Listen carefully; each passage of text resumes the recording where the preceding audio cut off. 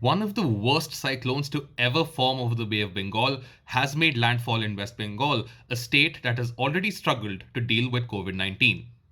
That and all the other big stories of the day right here on Outbreak News.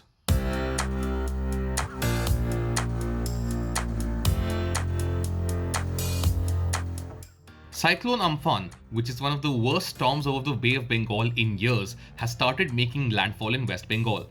Authorities have scrambled to evacuate over 6 lakh people in low-lying areas in Amphan's projected path, but the task was complicated by the need to follow social distancing norms to prevent the spread of the coronavirus, with infection numbers soaring in affected areas. According to the Met Department, wind speeds as high as 185 km per hour are expected along with heavy rainfall. Officials also expect heavy and extensive damage with kacha houses, trees, and electricity wires being affected. Domestic flights in India will begin from 25th May onwards. Aviation Minister Hardeep Singh Puri announced on Twitter today that domestic aviation operations will begin in a calibrated manner. All airports and airlines have been informed and are gearing up their operations to be ready for Monday. The details for passenger movement will be issued by the Ministry for Civil Aviation shortly, but the flying experience will definitely be very different, as airlines will have to follow social distancing measures in the wake of the coronavirus pandemic. Cab app Ola said today that it will lay off 1,400 employees because of the fall in revenue during the COVID 19 crisis. Ola has not been able to operate during the first 3 phases of the lockdown in most places, and their CEO says that they have faced a 95% shortfall in revenue. The company has promised a 3-month salary payout to all affected employees and said that they will not conduct any further layoffs.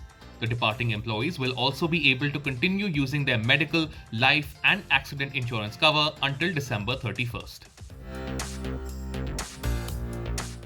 World Bank President David Malpass has warned that the COVID 19 crisis threatens to push 60 million people worldwide below the poverty line, wiping out poverty alleviation gains made in the last 3 years.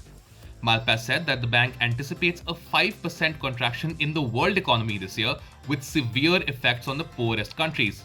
The global institution is already financing aid programs in over 100 countries, but Malpass stressed that the World Bank's efforts alone were insufficient and urged donor countries to step up bilateral aid to poorer countries to ensure a durable recovery.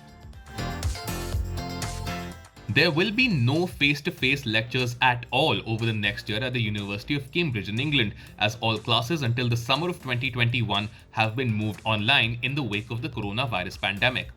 This perhaps shows a glimpse of what higher education in the post-COVID-19 world will look like. Classes and exams have already been moved online for even the current semester at Cambridge, and university campuses are closed.